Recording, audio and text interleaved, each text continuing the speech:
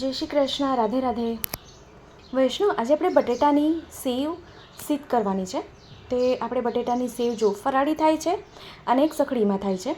તો આજે આપણે જે સખડીવાળી છે ને એ આપણે સીધ કરવાની છે. ફરાળી જો આપને જોવી હોય તો એ આપ મને કમેન્ટ બોક્સમાં કમેન્ટ કરશો. તો 2 બટેટા નંગમાં 2 બટેટા લીધા, જેને મેં બાફી લીધા હતા અને એને છે ને ઝીણી ખમણી આવી રીતે લઈને એને ખમણી લેવાનું છે. આપે જો મેશરથી મેશ કરવું હોય ને તો બી ચાલે. ખમણી લઈએ તો એમાં શું છે, ગાંઠા ન રહે.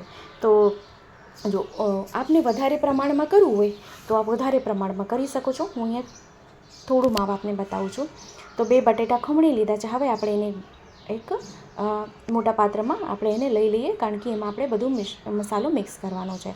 તો જો હું આપને એમ નહીં કહીશ કે અહીંયા મેં બેસન લીધું છે, કારણ કે બટેટામાં જેટલું બેસન સમાશે ને એટલું જ બેસન આપણે એમાં પધરાવવાનું છે. તો જો આપણે કપનું માપ આમ તો જેટલું આમાં બટેટામાં સમાય ને એટલું આપણે બેસન આમાં પધરાવી દેવાનું છે. એટલે સમજો ને, અડધો કપ અહીંયા બેસન મેં લીધું છે. તો એમાં આમચૂર પાવડર ચડિયાતા પ્રમાણમાં જોશે. તો અડધી ચમચી એટલે અડધી મોટી ચમચી છે ને આમચૂર પાવડર, 1/4 ચમચી હળદર પાવડર અને અડધાથી ઓછી લાલ મરચું પાવડર, ધાણા જીરું 1/4 ચમચી અને મીઠું સ્વાદ મુજબ, લૂણ આપણે છે ને અહીંયા અડધી ચમચી. આ છે ને ફુદીનાનું પાન આપણે અહીંયા પીસીને પધરાવવું હોય તો પધરાવી શકો. મેં અહીંયા એને સીધ કરી લીધા છે. અને અહીંયા તેલ થોડુંક પધરાવવાનું છે. તેલ અહીં 2 ચમચી પધરાવવાનું છે. તો હવે એને સરખી રીતે હાથેથી મસળી લઈએ, એટલે મિક્સ કરી લઈએ. અહીંયા જલનો ઉપયોગ આપણે કરવાનો નથી. તો આજે ફરાળી થાય છે એ આ તપકીરમાં અને રાજગીરાના લોટ સાથે થાય છે. તો એ વિડીયો આપ સાથે હું ચોક્કસથી શેર કરીશ, પણ આપને એના માટે મને કમેન્ટ કરવું પડશે કે કયો વિડીયો આપને જોવો છે. આજે આપ સાથે હું આ બેસનની જે સેવ છે એ શેર કરી રહી છું. તો એને સરખી રીતે મસળી લઈએ. તો જો એનું લોટ કેવું હોવું જોઈએ, આપણે રોટની લોટ કેવું બાંધીએ એવું જ એનું ટેક્સચર જોઈએ. ભાખરી જેવું કઠણ નહીં કે પૂરી જેવું કઠણ નહીં. રોટલીનો સાદો લોટ કેવું હોય, નરમ હોય એકદમ, એવું જ આપણે લોટ જોશે, કારણ કે આમાં સેવ સરખી પડવી જોઈએ.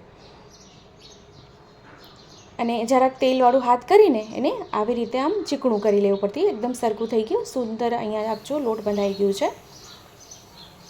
હવે શું કરીએ, સંચો લીધો છે. અહીંયા છે ને મેં મોટી જારી લીધી છે. આપે ઝીણી જારી લો તો બી ચાલે, પણ મેં મોટી જારી લીધી છે. સાંચામાં ભરી લઈએ આને. તો આ મોટી જારી લઈને એને અહીં બંધ કરી દે. અને તેલ છે ને મેં પહેલાં ગરમ કરવા મૂકી દીધું છે. તો જો ચેનલ પર નવા હોય તો ચેનલને સબસ્ક્રાઈબ જરૂરથી કરશો, બેલ આઇકોન હિટ કરશો, કે જેથી જ્યારે બી શું છે કે સામગ્રીનો વિડીયો મૂકું તો આપ સુધી નોટિફિકેશન આવી જાય. તો તેલ અહીંયા ગરમ કરી લેવાનું છે સરસ.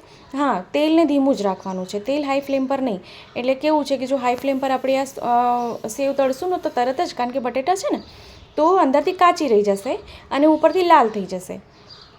આપણે એને સરખી ક્રિસ્પી કરવાની છે. તો ગેસને ધીમું જ રાખવાનું અને એમાં જે સેવ છે એમાં પધરાવી દેવાની છે. અને ધીમા ગેસે જ એને આપણે તળવાની છે, હાઈ ફ્લેમ પર તળવાની નથી. એ આપણે ધ્યાન રાખવાનું છે. તો વિડીયો બને ત્યાં સુધી હું કટ નથી કરી રહી, જેથી શું છે કે આપને સમજવામાં કંઈ તકલીફ ના પડે. હા, થોડોક લાંબો જશે વિડીયો, પણ આપને પ્રોપર સમજાશે.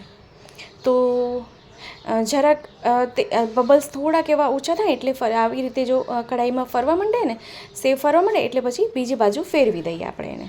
તો અહીં જો સુંદર સેવ ફૂલી છે બી ખૂબ સરસ, ખૂબ જ સુંદર. તો આ સેવ છે ને ખૂબ જ સુંદર થાય છે. આપ આ સેવને 15 થી 20 દિવસ એરટાઇટ ડબ્બામાં સ્ટોર કરી શકો છો. તો બસ એટલું ધ્યાન રાખવાનું કે મસાલો જે છે એમાં પ્રોપર કરવાનો છે, તો ખૂબ સુંદર લાગશે. તો જો વિડીયો ગમે તો લાઈક જરૂરથી કરશો. અને હા, આપણા ગ્રુપમાં શેર ચોક્કસથી કરશો, જેથી શું છે કે વધુથી વધુ લોકો સુધી વિડીયો પહોંચી શકે અને એને બી વિડીયો ઉપયોગી થઈ શકે. તો સેવ તળાઈ જાય ખબર કેવી રીતે પડે આપણને, મેં પહેલાં બી વિડીયોમાં આપને જણાવેલું.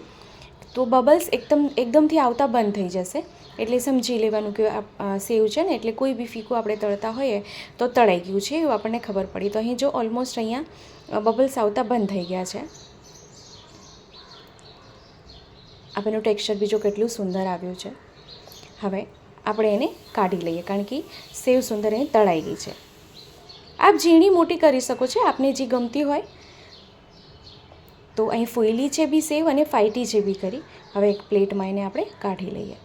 તો આવી રીતે જ આપણે બીજી બધી સેવ તળી લેવાની છે. ફુદીનાના પાનથી શું છે, એનું ટેસ્ટ ખૂબ જ સુંદર આવે છે. એટલે ફુદીનાનો પાન તો કમ્પલસરી છે આમાં. આપણે ધાણાભાજી બી પધરાવી શકો છો. મેં નથી પધરાવી, પણ આપ પધરાવી શકો છો. હવે આપણે એક પાત્રમાં સાજી લઈએ.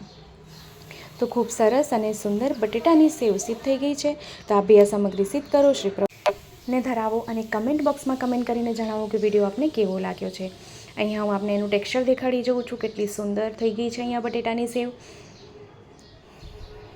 જો આપને કાંઈ ન સમજાય તો આપ મને કમેન્ટ બોક્સમાં ફરીથી કમેન્ટ કરી શકો છો. હું ફરીથી આપને ચોક્કસથી રિપ્લાય કરીશ. તો આપણે ફરીથી મળશું આવી રીતે જ નવા વિડીયો, નવી સામગ્રી સાથે. ત્યાં સુધી આપ સૌને મારા જય શ્રી કૃષ્ણ.